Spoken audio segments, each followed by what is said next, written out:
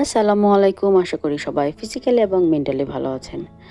আজকে আমি বানাবো একটা হেলদি জুস এবং সারাদিন রোজা রাখার পর এই হেলদি জুসটা যখন আমরা খাবো তখন কিন্তু নিমিষেই আমাদের ক্লান্তি দূর হয়ে যাবে।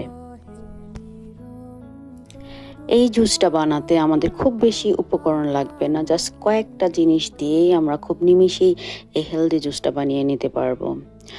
সো এই জুসটা বানাতে আমাদের যা যা লাগছে তা হলো কাঠবাদাম, কাজু বাদাম, খেজুর আর স্যাফরন। তো প্রথমেই আমি 1 কাপ দুধ নিয়ে নিয়েছি এবং দুধটাকে আমি হালকা গরম করে নিয়েছি, কারণ এই দুধটাতে আমি প্রথমে স্যাফরন মিশাবো এবং যখন আমি স্যাফরন দিব তো দুধটা যদি একটু গরম থাকে তাহলে স্যাফরনটা খুব নিমিষেই এটার সাথে মিশে যাবে এবং স্যাফরন থেকে খুবই সুন্দর অ্যারোমা বের হবে এবং স্যাফরনটা থেকে খুবই সুন্দর কালারও বের হবে। প্রথমেই আমি দুধের মধ্যে স্যাফরনটা দিয়ে দিলাম। এখানে আমি প্রায় 1 চিমটির মতো স্যাফরন নিয়েছিলাম এবং স্যাফরনটা দিয়ে আমি খুব ভালো করে মিশিয়ে নিলাম। তারপর আমি দিয়ে দিলাম কাজু বাদাম এবং কাজু বাদামটাও খুব ভালো করে মিশিয়ে নিলাম।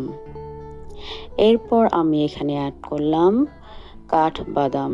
কাঠবাদামটা কিন্তু আমি 2-3 ঘন্টা ভিজিয়ে রেখেছিলাম এবং আমি এখানে খোসা ছাড়ানো কাঠবাদামটা ইউজ করেছি। সর্বশেষ আমি এই দুধের সাথে মিক্সড করলাম খেজুর। আমার মোটামুটি সব কিছু এখানে অ্যাড করা হয়ে গেছে। এখন আমি এই মিশ্রণটা প্রায় আধা ঘন্টার মতো রেখে দিব।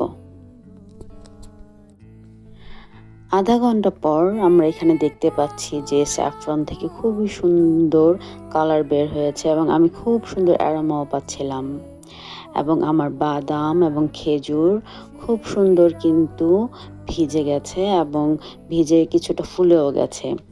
এখন এই মিশ্রণটা জুস বানানোর জন্য সম্পূর্ণ রেডি।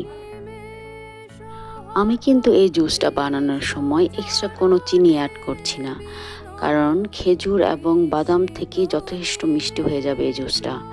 সো এক্সট্রা কোনো চিনির এখানে প্রয়োজন নেই, বাট আপনারা চাইলে এখানে এক্সট্রা চিনিও দিতেও পারেন। ফাইনালি আমি আমার এই মিশ্রণটাকে ভালো করে ব্লেন্ড করে নিয়েছি এবং খুব অল্প সময়ে ঝটপটে তৈরি হয়ে গেল আমার ডেলিশিয়াস অ্যান্ড হেলদি জুস। তো সবাই আপনারা ভালো থাকবেন। আজকে এই পর্যন্তই। আল্লাহ হাফেজ।